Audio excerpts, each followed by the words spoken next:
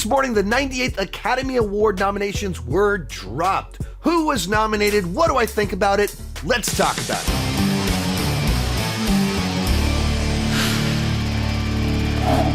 While I'm talking, be sure to join me down below in the comment section. Let me know which of the nominations did you think were absolutely insane? Which are the ones you were so excited that some film got nominated in a specific category? Who were the big winners? Who are the big snubs? Let me know about all that stuff down below in the comment section.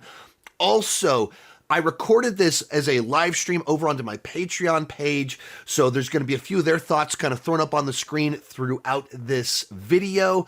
But if you like my channel, want more content, want to support the channel at a higher level and gain access to my Q&As, these exclusive live recordings of videos, all that fun stuff, you can join at Patreon at the link down below in the description. If you do a new annual membership in the month of January, I got a promo code where you can get 26% off. That's like $17 for the whole year if you do the bottom tier, which still gets you access to all the live streams. All that information is down below in the description. And let's go ahead and get started.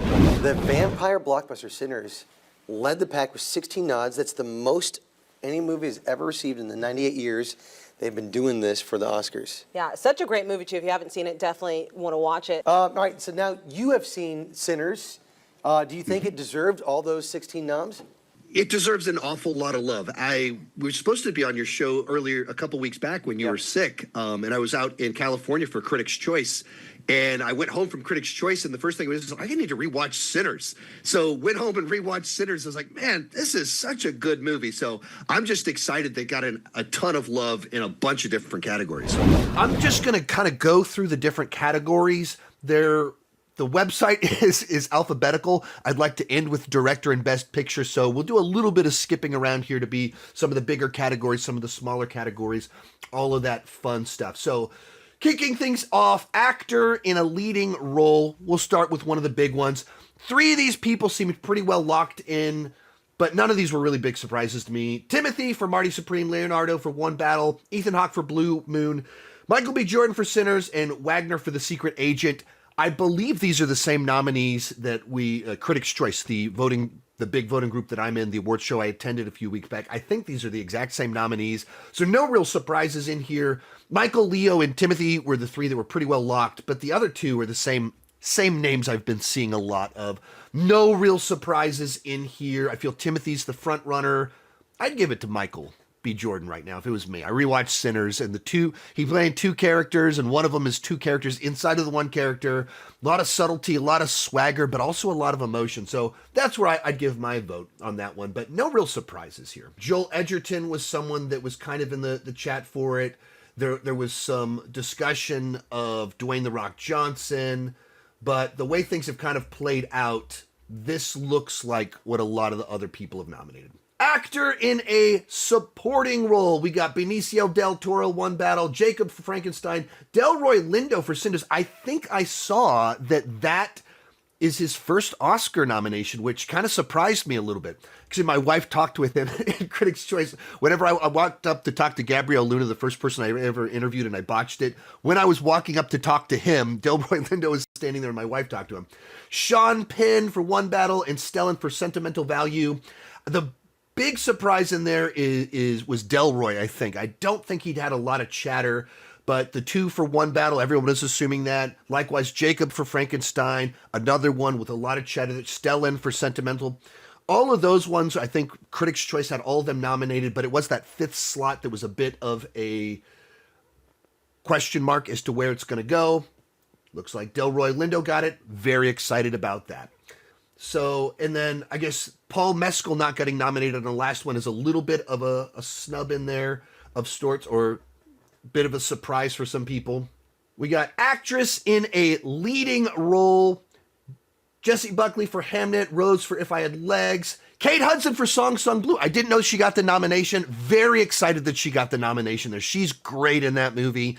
I went into the film not even knowing what it was. I thought it was about Neil Diamond. The movie's actually about a Neil Diamond impersonator. And it's like she's playing a real person.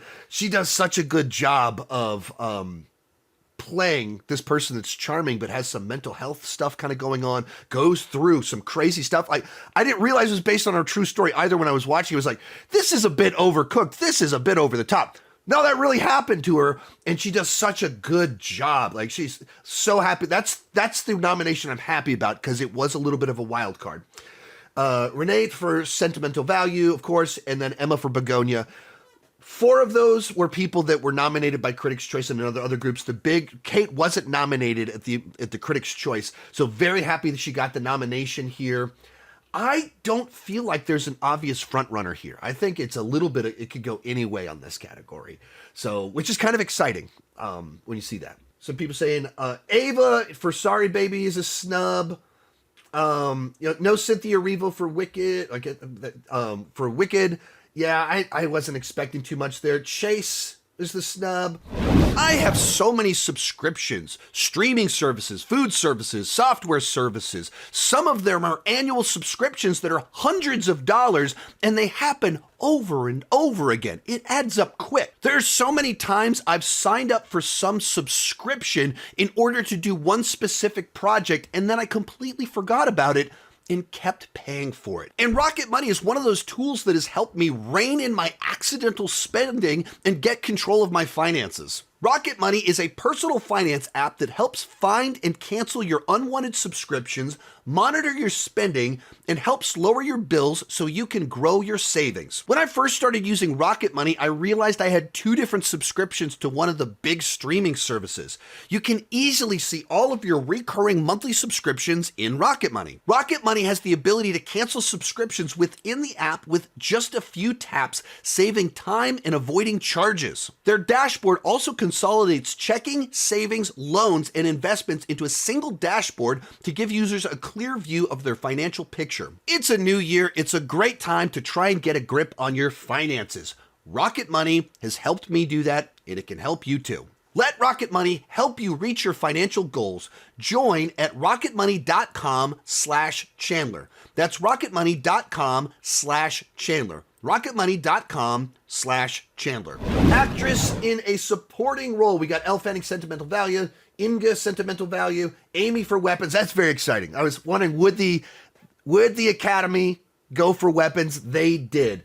We got Winumi, I hope I pronounced that right, for Sinners, and then Tayana for One Battle After Another. No big surprises in there either. Most of these people were nominated by other groups. Most of them were nominated at Critics' Choice. I'm very happy Amy got nominated. She won at Critics' Choice. So the idea that we might be heading in a direction of there's a couple possibilities there where a horror movie ends up winning. Very excited about that. But the Sentimental Value crew all got nominated in other places. So no real big surprises there, but another one where, like, you just see so much momentum, excitement for Sinners. I meant to mention this at the beginning. It got 16 nominations, which I believe is a record. And they're just all across the board, these little nominations, and it just added up because it was just a film with a lot of things that were done wonderfully. Best Animated Feature. We got Arco, Elio, K-Pop Demon Hunters, Little Amelie, or The Character of Rain, and Zootopia 2. So 3 of those were obviously either big releases here in the United States, K-pop being the Netflix runaway sensation, and then 2 of them coming from Disney Studios, and then the other 2 being foreign films kind of thrown in there. So Best Animated Feature, they do a lot of times like to go and be a little bit adventurous in their winner. That, you know, obviously you've had plenty of Pixar wins and things like that, but also a number of times where they've gone for the foreign pick. So I don't know enough about the buzz or anything for our 2 foreign picks in there. You know, my vote's on K-Pop Demon Hunters because that movie dominated my household so much this last year. But I'm very curious how that will play out on that one. But wouldn't it be cool if, like, the movie was on nobody's radar heading into June? K-Pop Demon Hunters ends up Oscar-winning K-Pop Demon Hunters, the movie that every elementary age girl on the planet has been obsessed with, becomes an Oscar winner. That would be pretty fun and pretty wild. Best Casting. These ones are always difficult because these are the ones to me where I just look at all the options and I go, Yeah, I mean, those were phenomenal ensembles. Like, no notes, great ensemble. But Hamnet, Marty Supreme, One Battle After Another, The Secret Agent, and Sinners. Yeah, I mean, and sometimes the casting one is the way you do the catch-all to make up for like not nominating for Paul Mescal. So you do the casting one to still throw it that way. But like Marty Supreme is a little bit more of a star vehicle, but like all the supporting ones are so good. Like even Kevin O'Leary is in it, and he does a really good job. It has a standout performance in a movie of all standout performances. But then One Battle After Another and Sinners, man, those movies knock it out of park because the ensembles are so good. So like you've got 5 great options. That like casting is the one where I go, I don't know. You guys all did a great job. I don't know where I should go on this one. They're all really, really good options. Cinematography. We got Frankenstein, Marty Supreme, One Battle After Another, Sinners, Train Dreams. I believe at Critics' Choice, one of those was swapped out for F1. I believe F1 was in the category for Critics' Choice. But I look at the picks that they have there. I feel like those are the obvious ones. Train Dreams is just cinematography, the movie. I mean, it's just all these just epic shots of trees and burning trees. Frankenstein, of course, is just every shot looks like a still frame that could be a promotional image that's just gorgeous. And then the other 3 as well are just not as overtly image movies. Like Frankenstein and Train Dreams are very much image movies, whether you're talking about that Guillermo del Toro production design, the costumes with gorgeous photography, and then Train Dreams is just so much a movie capturing nature and the beauty of it. And the 3 in the middle, they're not overtly image movies in the same way, but they're shot beautifully. And each of them you could describe a sequence, a thing about the way that they're shot that's amazing. So I don't know. There's a lot of movies that visually looked really good this year. So nice set of nominees. So yeah, we got F1 cinematographer, same guy that did Maverick, and he was snubbed here. Like, I think in the case of F1, I feel like it's a different version of what you're celebrating with the cinematography, because it's like cutting edge tech to capture shots that we haven't seen before that create this very dynamic, very present feeling on the movies, versus, Train Dreams is, that classic, what a gorgeous shot. And in the case of, maybe that's even the problem that Maverick did get nominated for, it's cutting edge. Hey, we're putting you right there in the jet. This one puts you right there in the vehicle. And so I wonder if there is some flavor of, all right, we've already kind of nominated this person for his technical achievements. Costume design, Avatar, Fire and Ash. That is interesting. I don't know if it was the previous ones were nominated, but like we think costumes, and it's a movie that most of the characters are wearing digital costumes, so it qualifies. And then you have to design the costumes on the Na'vi, even if they're not physical costumes. But that just strikes me as a little bit interesting. Frankenstein, of course, Hamnet, Marty Supreme, Sinners. I think 4 of these are the same overlap with Critics' Choice and other ones. I think Avatar is a little bit of the surprise one in there. Don't have too much to comment on here because it feels like when you've got like Frankenstein and Hamnet, like these are just such classic Oscar costume design type films. But I think this is the one. Yeah, I think this is the snub on this one. Avatar, Fire and Ash over Wicked for Good is crazy. And that's where I'd go, that is interesting. I don't like if it had been nominated. Wicked was getting a ton of nominations, Best Picture again. I'd be like, "What's going on here?" I was very surprised. My own critics group, Critics' Choice, nominated Wicked for Good for Best Picture. I was like, "Really? How did that slip in here?" But like costumes, it's like the story was the weak spot on Wicked for Good, not the costumes and production design and stuff. So all of those kind of more technical ones, I was kind of surprised that they didn't get more there. Film editing, we got F1, Marty Supreme, One Battle After Another, Sentimental Value, Sinners. This is another one where I feel like these are the pretty common picks on this one. I believe these were the selections for Critics' Choice. A lot of overlap there. and different types of ones. Sentimental Value being kind of the more subtly edited film that's not about the flash and the style. And then something like F1, it's all about you were able to rein in the chaos of everything kind of going on to make such a dynamic, exciting film. But I think these are pretty no real surprises here with the editing. You're kind of expecting these ones as the kind of picks here. So no commentary on snubs or anything of that nature. Okay, international feature film. We got Secret Agent. That has been kind of the front runner on a lot of the awards nominations for a foreign film. I would assume that's our front runner. It Was an Accident, Sentimental Value, the other front runner here. The other one with a lot of, you've already seen a bunch of awards there, but like in this category, I would assume it's Sentimental Value versus The Secret Agent. Surat, which is interesting to me. Surat played at Fantastic Fest, and I heard really mixed things about it. Like several people were like, Cody Leach in particular was like, just did not really care for it at all. And others are like, this thing's amazing. And now it's getting all the Oscar love. So now it's like, oh, that's it. That's just so fascinating, the way that a movie can play so differently. And then the voices of Hind Rajab, don't know anything about that one, so can't comment on that too much. But if this is a Sentimental Value, The Secret Agent are very much our front runners in that one. Makeup and hairstyling. We got Frankenstein, of course, Ko-Ku-Ho, Sinners, The Smashing Machine gets its first nomination of everything that I'm seeing in here, and The Ugly Stepsister. I would feel like Frankenstein was the one that probably should win here because it both has time period, makeup and hairstyling, and then you also have added on top of that all of the crazy that kind of goes along with some of it too. So it has to be emulated time as well as all this other stuff. But I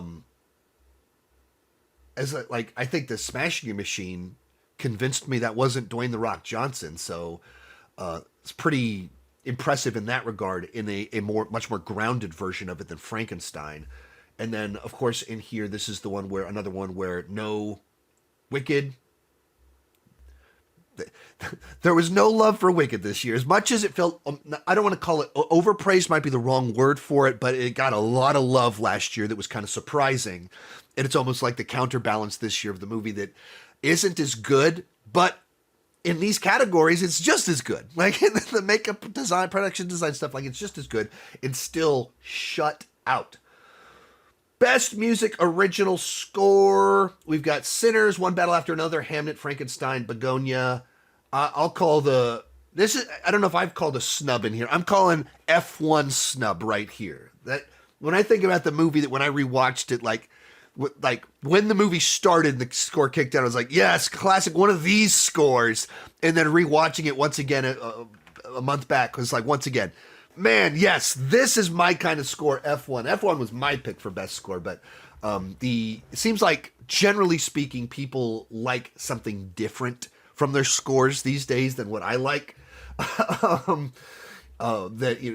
We got Someone Else Tell Me It's a Snub. It's a Hans Zimmer score, but like I'm from the 80s, the John Williams, the James Horner, the Alan Silvestri original run. That's the stuff that I love the most, followed by then the Hans Zimmer era and what he brings to the table.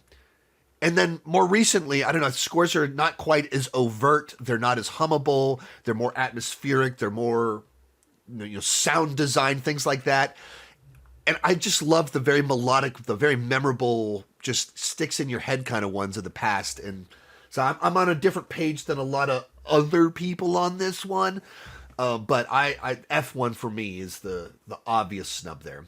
Music Original Song. I find this to be a little bit of a silly category most years. Most of these aren't actually songs that are like pivotal to the movie. It's like the credits song.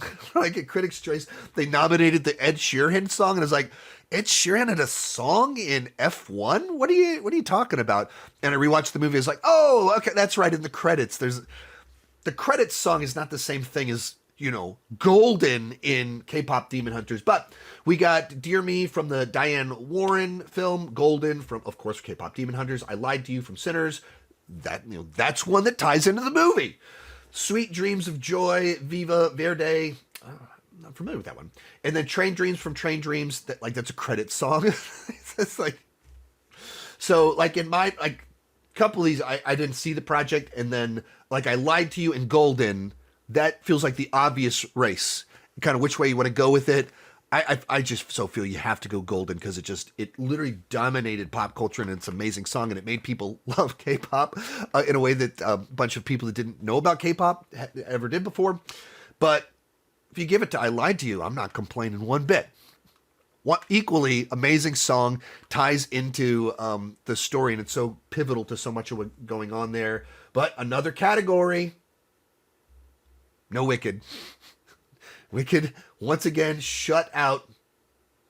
And I think that the key one on I Lied to You is it ties into a great sequence. I don't think you can credit the song for the sequence. But once again, two of those are like pivotal in there.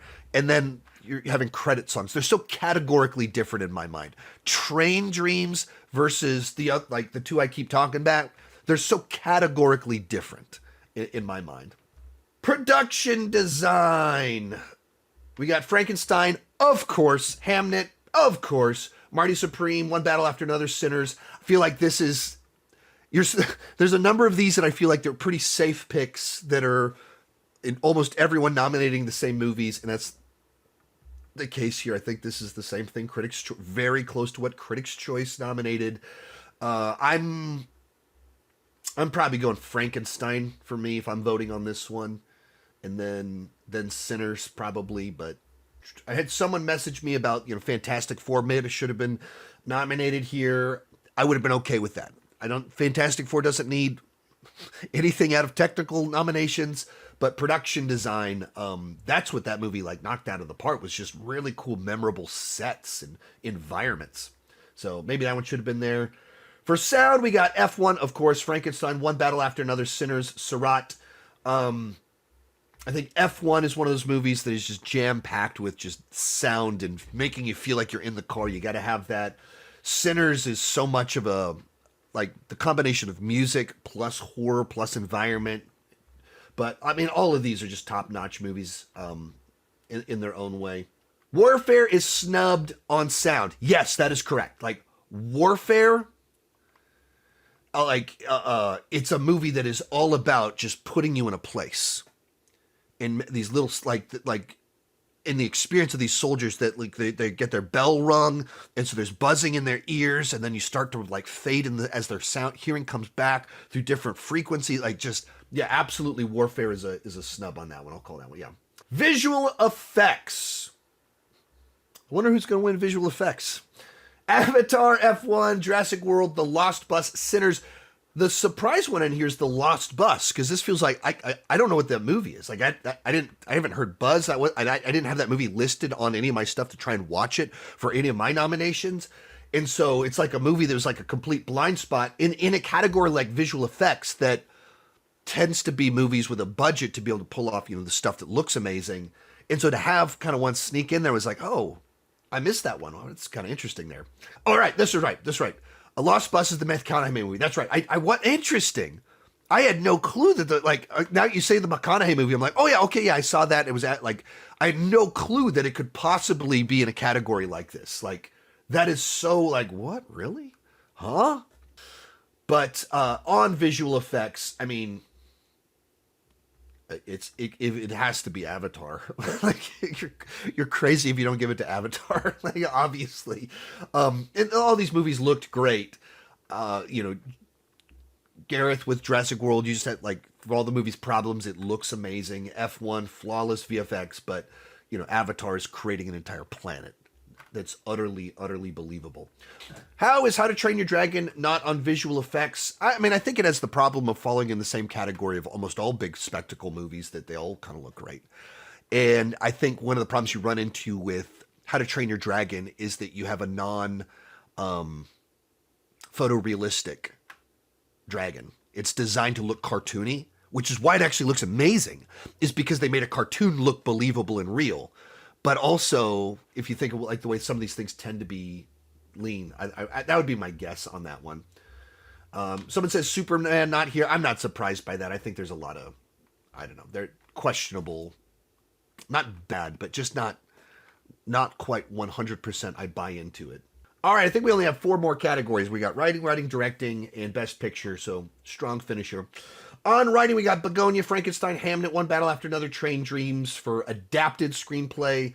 I feel like those are a lot of the ones that I saw nominated with Critics' Choice there, so no big surprises there. I think Long Walk should have at least gotten Best Adapted Screenplay Oscar. What do you think, Sean? I mean, I would easily throw in Long Walk over Begonia, but I'm not surprised. Like Frankenstein, Hamnet, One Battle, Train Dreams, that's 4 that are kind of locked, so it's just that 5th spot. So I just don't, like, I would easily kick Begonia for it. So in that regard, yeah, I agree with you. But like, I'm just not surprised that Begonia made it in there. And then on original screenplay, Blue Moon, It Was an Accident, Marty Supreme, Sentimental Value, Sinners. I don't recall if Blue Moon was nominated for writing by Critics' Choice. I don't think it was. I think it was just Ethan, I believe. The others were a lot of those names that were in there before. No real surprises. Don't have too much to comment on those ones. All right, I think that'll take us to directing and then best picture. When it comes to best director, we've got Chloe Zhao for Hamnet. She actually walked by me several times at Critics' Choice, which is like, oh, she's right there in front of me. Marty Supreme for Josh Safdie. One Battle After Another, Paul Thomas Anderson. We got Sentimental Value from Washington Trier. I'm sorry, I'm sure I butchered that. And then Sinners, Ryan Coogler. No real surprises there. I feel like Marty Supreme, Hamnet, One Battle, Sinners were almost locked. So then what was going to be that 5th spot in Sentimental Value has been getting a lot of nominations. Not a lot of wins, but a lot of nominations. So doesn't feel like too much of a surprise here. I feel a lot of momentum towards Paul Thomas Anderson. I'd consider him the front runner. I'd give it to Coogler. But I feel like this is actually a pretty good set of picks because they're so different. Like these are such, like, you feel like there's a good bit of variety, genre representation, modern times history. Like I like this set of picks of like, yeah, this feels like we're really seeing the best of the year and in a lot of different ways there. No Guillermo del Toro. That's the big surprise one because Frankenstein is so much Guillermo del Toro of the aesthetic, the vibe, the combination of themes, the acting. No nomination. Final category, Best Picture nominees. And I actually don't know, I haven't seen this list yet. Like I'm literally looking at this. I've seen some headlines and stuff like that, so I have a pretty good idea what's in here, but I actually don't know who's been nominated. Best Picture, Begonia, F1. Yes, I wasn't sure, and so I'm very happy that these Joseph Krasinski, they don't make them like that anymore. Blockbusters keep getting awards buzz. Like, I like that. We got Frankenstein. Frankenstein gets Best Picture, but not Best Director. Not a lot of love for him. We got Hamnet, Marty Supreme. No real surprises in here. I believe these were all nominated by Critics' Choice as well. And on the back half, we've got One Battle After Another, big front runner, Secret Agent, Sentimental Value, Sinners, Train Dreams. I'm gonna say no surprises in there really. Like it was a pleasant surprise that F1 did get the nomination. This feels like the list of movies I've been staring at since like late November when I started compiling the list of movies I needed to watch to prep for watching movies to nominate, and then after they were nominated, the movies I needed to watch to vote. This is the list of films. With a couple of exceptions. I also had to watch Blue Moon for other categories and things like that. But this, like, these are the ones that keep getting buzz. Guess There's No Other Choice was perhaps one that was getting some chatter, but it never kind of culminated into as many nominations that people thought. No Other Choice should have at least gotten nominated for Best International Picture. Like, yeah, it had buzz like 2 months ago. Like maybe this one could be on the radar. And then it feels like all of that fizzled out to the point that not even Best International Picture. Weapons got the acting nomination, but didn't get the screenplay or picture nomination. So a little bit of disappointment there. Not terribly surprised, but a little bit disappointed on that one. So there you have it. Those are the nominees and my quick thoughts on them. There's a couple of snubs in there with Guillermo del Toro, a couple other categories of like surprised they weren't nominated. But I felt for the most part, this was really consistent with what have felt like the front runners since November. Like this, the list of who's getting nominated looks an awful lot like the list of movies I've been trying to watch for literally since late November and the stuff that was being sent to me. Just a couple things that were left out. So, yeah, generally speaking, I think I'm not surprised. It felt, I don't know, predictable. It didn't feel very chaotic and random this year. It felt like kind of what I was expecting. What do you think? Am I wrong? Was it big surprises, big snubs? Let me know down below in the comments section, and keep talking movies and TV